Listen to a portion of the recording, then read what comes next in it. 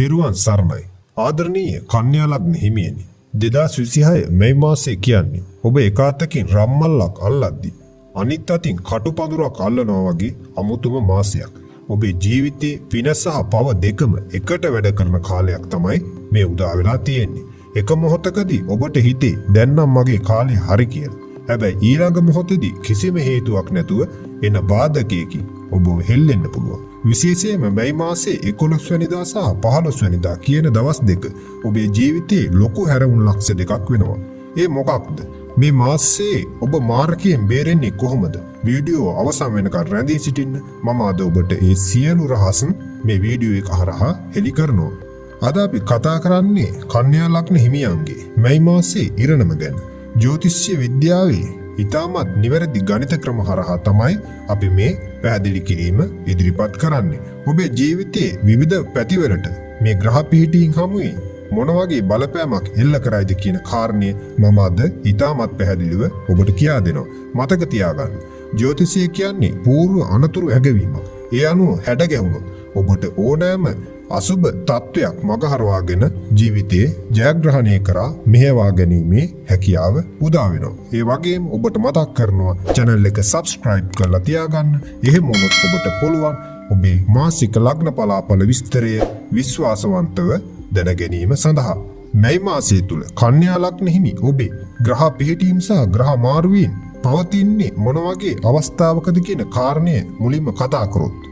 මැයි මාසයේ ආරම්භයේදී රවි ග්‍රහයා ඔබේ මේෂ රාශිය තුල තැන්පත්ව සිටින අතර මැයි 15 වෙනිදා වෘෂභ රාශියට ප්‍රවිෂ්ඨ වීමක් සිද්ධ වෙනවා. ඒ වගේම ගුරු ග්‍රහයා මාසයේ පුරාම මිථුන රාශිය තුල තැන්පත්ව සිටින අතර කුජ ග්‍රහයා මාසයේ ආරම්භයේදී ඔබේ 7 වෙනි තුලත් මැයි 11 වෙනිදා නැවත මේෂ රාශියට ප්‍රවිෂ්ඨ වීමක් සිද්ධ වෙනවා. ඒ වගේම බුධ ග්‍රහයා මාසයේ ආරම්භයේදී ඔබේ මේෂ රාශිය තුල තැන්පත්ව සිටින අතර මැයි 15 වෙනිදා ඔබේ 9 වෙනිදාට මැයි 29 වෙනිදා දස වෙනිදාට මාරු වීමක් සිද්ධ වෙනවා. ඒ වගේම සිකුරු ග්‍රහයා මාසයේ ආරම්භයේදී ඔබේ වෘෂභ රාශිය තුල තැන්පත්ව සිටින අතර මැයි 14 වෙනිදා නැවත මිථුන රාශියට ප්‍රවිෂ්ඨ වීමක් සිද්ධ වෙනවා. ඒ වගේම සෙනසුරු ග්‍රහයා මාසයේ පුරාම ඔබේ මීන රාශිය තුල, රාහු ග්‍රහයා මාසයේ පුරාම කුම්භ රාශිය තුල, කේතු ග්‍රහයා මාසයේ පුරාම සිංහ රාශිය තුල රැඳී සිටින ග්‍රහ පිහිටීමක් තමයි කන්‍යා ලග්න හිමි ආදරණීය හිතවතුන්ට මැයි මාසය තුල උදා වෙලා තියෙන්නේ. ඉතින් අපි බලමු මේ ග්‍රහ පිහිටීම්, මේ ග්‍රහ මාරුවීම් ඔබේ ජීවිතයට මොන වගේ පෙරලියක් බලපෑමක් එල්ල කරයිද කියන කාරණය. මැයි මාසය තුල පවතින ග්‍රහ පිහිටීම් සහ මේ ග්‍රහ මාරුවීම් කන්‍යා ලග්න හිමි ඔබේ රැකියා සහ ව්‍යාපාර කටයුතු කෙරෙහි මොන වගේ බලපෑමක් එල්ල කරයිද කියන කාරණය අපි කතා කරොත් මාසයේ මුල් සති දෙකේදී රැකියා ස්ථානයේ තුල ඔබට නැති වැරදි පටවන්න පිරිසක් මාන බලමින් සිටින ස්වභාවයක් තමයි පෙන්වුම් කරන්නේ. ඔබ කොතරම් හොඳින් වැඩ කළත් එහි ගෞරවය වෙනත් කෙනෙක් අරගෙන යන ස්වභාවයක් මේ කාල සීමාව තුළ ඔබට පෙන්වුම් කරනවා. හැබැයි මේ මාසයේ මැද සතියෙන් පස්සේ තත්ත්වයේ උඩු යටි කුරුවන ස්වභාවයක් තමයි පෙන්වුම් කරන්නේ. ඔබ රජයේ රැකියාවක් බලාපොරොත්තුෙන් හිටිය කෙනෙක් නම් උසස් වීමක් ගැන බලාපොරොත්තු තියාගෙන හිටියා නම් මැයි 15න් පස්සේ ඉතාමත් වාසනාවන්ත ආරංචි ලැබෙන්න නියමිත ස්වභාවයක් පෙන්වුම් කරනවා. ඒ වගේම ව්‍යාපාරිකයන්ට නම් මේ කාලය තුල අලුත් ආයෝජනවලට වඩා පරණ හිඟ මුදල් එකතු කරගන්න ඉතාමත් සුදුසු හොඳ කාලයක්. විශේෂයෙන්ම මැයි මාසයේ 29 වෙනිදායෙන් පස්සේ ඔබට ව්‍යාපාරික වශයෙන් ලොකු දියුණුවක්, ප්‍රගතියක්, පිළිගැනීමක් ලැබෙන ස්වභාවයක් තමයි පෙන්වුම් කරන්නේ. රැකියා මාරුවක් ගැන හිතනවා නම් මාසයේ අවසාන දවස් කිහිපය ඒ සඳහා ඉතාමත් සුදුසුයි. මැයි මාසය තුල පවතින ග්‍රහ පිහිටීම් සහ ග්‍රහ මාරුවීම් කන්‍යා ලග්න හිමි ඔබේ විවාහය සහ ආදරය සම්බන්ධයෙන් මොන වගේ බලපෑමක් පෙරලියක් ඇති කරයිද කියන කාරණය අපි කතා කරොත් මැයි මාසය තුල කන්‍යා ලග්න හිමියන්ගේ පෞල් ජීවිතය තුල සහ ආදර සම්බන්ධතාවල යම් අර්බුදකාරී ස්වභාවයක් පේන්න තියෙනවා. සහකරු හෝ සහකාරිය සමග අනවශ්‍ය විදිහට තර්ක කරන්න මේ කාල සීමාව තුළ යන්න එපා.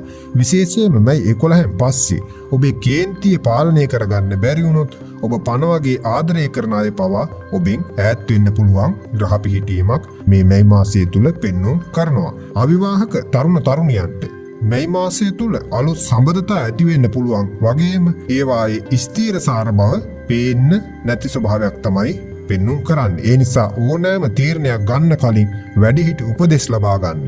ඔබ වග බලා ගන්නවා නම් අනවශ්‍ය සම්බන්ධතා වලින් ඈත් වෙලා ඔබේ ජීවිතයේ සතුටින් තබා ගැනීමට ඔබට අවස්ථාව හිමි වෙනවා. විවාහ යෝජනා ගැන කතා කරන්න නම් මැයි 14න් පස්සේ කාලයේ ඒ සඳහා වඩා සුබදායක බව තමයි මේ ග්‍රහ පීඨීන් හමුවේ පෙන්නුම් කරන්නේ. මැයි මාසය තුළ මේ පවතින ග්‍රහ පිහිටීන් අපේ අධ්‍යාපනය හදාරන කන්‍යා ලග්න හිමි දුවා දරුවන්ගේ අධ්‍යාපනික කටයුතු වලට මොන වගේ පෙරලියක් ඇති කරයිද කියන කාරණේ අපි කතා කරොත් අධ්‍යාපනයේ ලබන දරුවන්ට සහ තරුණ පිරිසට නම් මේ මැයි මාසයේ ඉතාමත් සුබ ප්‍රතිඵලගෙන දෙන ස්වභාවයක් තමයි පෙන්වුම් කරන්නේ.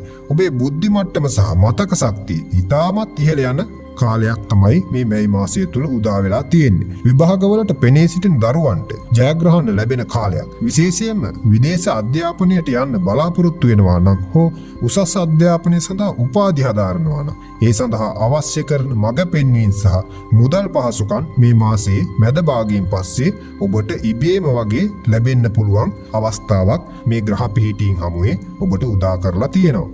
මැයි මාසය තුළ පවතින ග්‍රහ පිහිටීන් අපේ කන්‍යා ලග්නාධිපති හිතවතුන්ගේ සෞඛ්‍ය ජීවිතයට මොන වගේ පෙරලියක් ඇති කරයිද කියලා අපි කතා කරොත් සෞඛ්‍ය ගැන කතා කරනකොට මම ඔබට අවධානය කළ යුතුම දෙයක් තියෙනවා. මේ මාසයේ ඔබ මාරක අනතුරු ගැන ගොඩක් පරිස්සම් වෙන්න ඕනේ. විශේෂයෙන්ම ගින්දර, විදුලිය සහ වේගයෙන් රියපැදවීම වලින් අතිශයින් ප්‍රවේශම් වෙන එක මේ මාසය තුල ඔබට ඉතාමත් සුබයි.